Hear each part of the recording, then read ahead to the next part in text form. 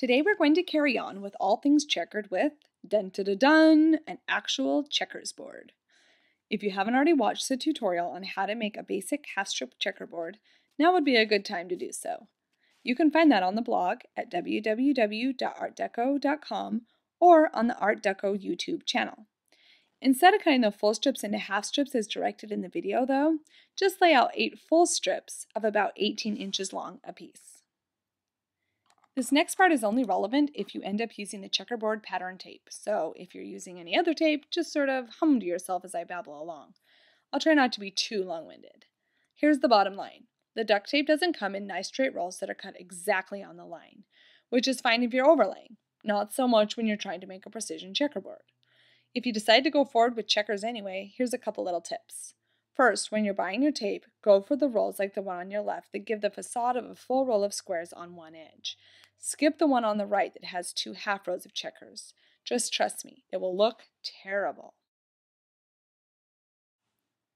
The next thing to keep in mind is that if you just lay out a long strip of checkers like this, you'll end up with half rows of checkers on some of your strips. Nope, the only way to make it work is to cut about 4-inch pieces, trim off that little bit of extra row on the one edge, and line them up one at a time exactly up against the black tape as you go, which is sort of a pain, but totally worth it if this is the look you're going for. Of course, if you don't want to bother, don't. Just use 2 different colors and weave them the easy way. I just made one for a friend's birthday using monotone colors and it turned out fantastic.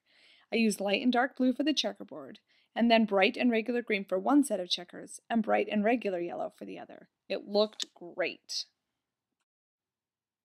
Once you're finished laying out your entire checkerboard, choose which color you want to border it with and go all the way around the 4 sides.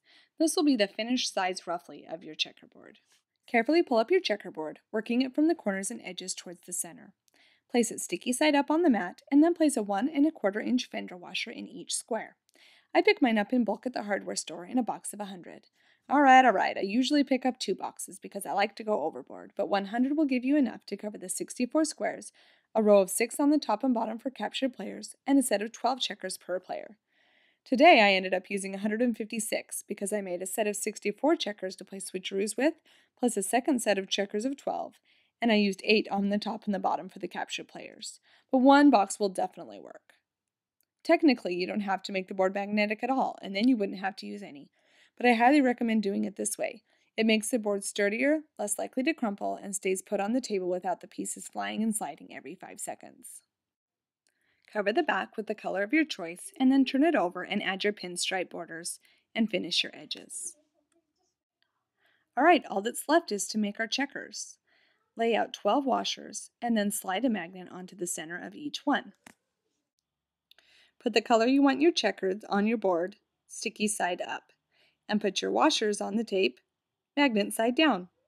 Before you put your second layer of tape over the top, your second color, make sure you put magnets on them. If you forget, like I've done at least 1,000 times, just put the magnet on over the top of the layer of tape and then cover it with a 3rd layer and it will work fine. Then all you have to do is cut around them and the checkers are finished.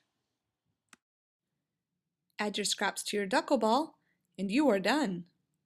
Thanks for watching, Decos, and remember, for more fantabulous duct tape projects, you can visit us at www.artdeco.com.